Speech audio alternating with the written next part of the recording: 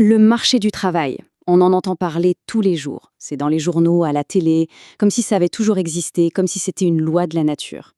Mais si en fait toute cette idée n'était qu'une invention, et si les règles du jeu, aujourd'hui, créaient en fait plus de frustration que de vraies opportunités, c'est tout le sujet qu'on va explorer ensemble.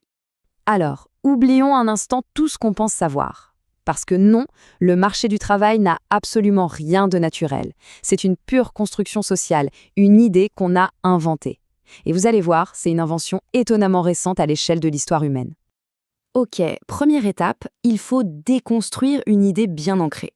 Avant l'ère industrielle, les mots travail ou emploi, tels qu'on les utilise, n'avaient pas vraiment de sens. L'économie, si on peut l'appeler comme ça, fonctionnait avec des règles complètement différentes. Cette phrase de l'économiste Karl Polanyi, elle est capitale pour tout comprendre. Avant, l'économie était, comme il le dit, encastrée dans la société. Ça veut dire quoi? Ça veut dire que l'activité productive n'était pas un choix libre sur un marché. Non, tout était verrouillé par des structures sociales, les corporations de métiers, les obligations familiales ou encore les corvées pour les paysans. Alors, comment on est passé d'un monde à l'autre? Eh bien, tout bascule avec la révolution industrielle. Soudain, les usines ont un besoin énorme de main-d'œuvre. En même temps, des lois, comme la loi Le Chapelier en France, viennent casser les anciennes structures comme les corporations. Résultat, les travailleurs sont libérés de leurs anciennes contraintes. Le travail devient alors une marchandise comme une autre, avec une offre et une demande.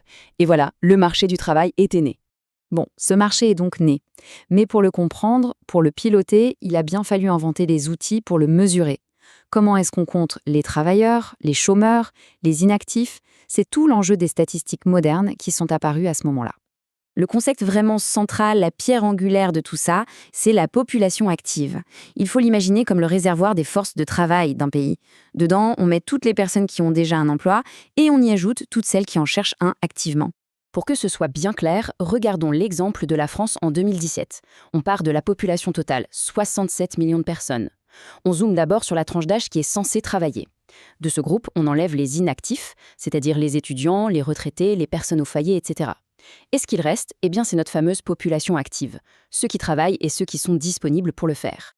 À partir de ces chiffres, on peut calculer 3 indicateurs fondamentaux.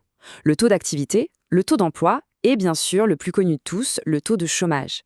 Mais attention, il y a un piège classique, le taux de chômage ne compare pas le nombre de chômeurs à toute la population. Non, il le compare uniquement à la population active. C'est une nuance super importante qui change complètement la perspective. Maintenant qu'on a les bons outils, les bonnes lunettes pour regarder, voyons un peu ce qu'il nous raconte. Parce que ce marché du travail, il n'est pas du tout figé. Au contraire, il a connu des bouleversements absolument spectaculaires ces dernières décennies. Ce graphique, c'est comme un résumé de 2 siècles d'histoire de France en 2 courbes. Regardez la courbe noire, celle de l'agriculture. Elle dominait tout au début, et puis elle plonge, c'est la fin d'un monde. Pendant ce temps, la courbe rouge, celle des services, ne fait que grimper jusqu'à devenir totalement hégémonique. C'est vraiment le grand passage de la ferme au bureau. Et si on zoome, ce face-à-face entre 1962 et 2016 est juste saisissant. En à peine 50 ans, l'économie française a complètement changé de visage. L'industrie recule et les services explosent. C'est le fameux double mouvement, tertiarisation d'un côté et désindustrialisation de l'autre. Mais ce n'est pas qu'une histoire de secteur d'activité, non. Ce sont les travailleurs eux-mêmes qui ont changé. On a 2 mouvements de fond.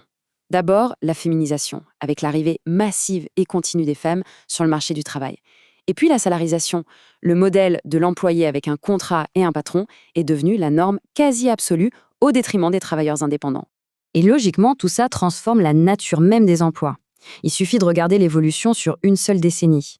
La part des cadres et des professions intellectuelles augmente, pendant que celle des ouvriers ne cesse de diminuer. C'est la montée en puissance des cols blancs et le déclin des cols bleus. Toute cette transformation a fini par créer une nouvelle fracture, une nouvelle ligne de faille. C'est peut-être même le plus grand défi du marché du travail aujourd'hui, la polarisation. Autrement dit, la disparition progressive des emplois intermédiaires. La machine à créer des emplois semble s'être déréglée. Comme le résume très bien cette citation, aujourd'hui, les nouveaux postes se créent principalement soit tout en haut, soit tout en bas de l'échelle des qualifications. C'est ça la bipolarisation.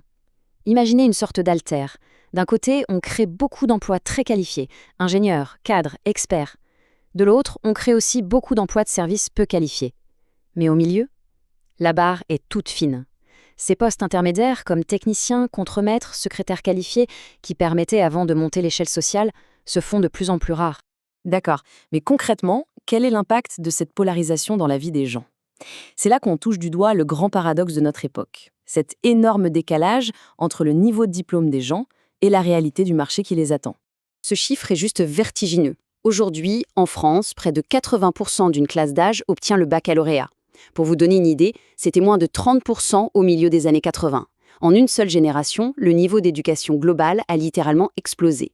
Et c'est là que le bât blesse. C'est le grand court-circuit. D'un côté, on a une armée de jeunes de plus en plus diplômés avec des attentes légitimes. De l'autre, on a ce marché du travail en forme de sablier, beaucoup d'opportunités tout en haut, beaucoup tout en bas, et très peu au milieu. La rencontre entre l'offre et la demande ne se fait plus correctement. Ce grand décalage, il a un nom qui est chargé d'émotions, le déclassement. Ce n'est pas juste un concept, c'est un sentiment très personnel et très amer. C'est l'impression d'avoir fait toutes ses études pour au final occuper un job en dessous de ses qualifications.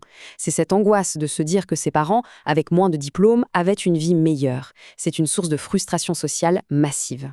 Et attention, ce n'est pas juste une vague impression, les chiffres le confirment.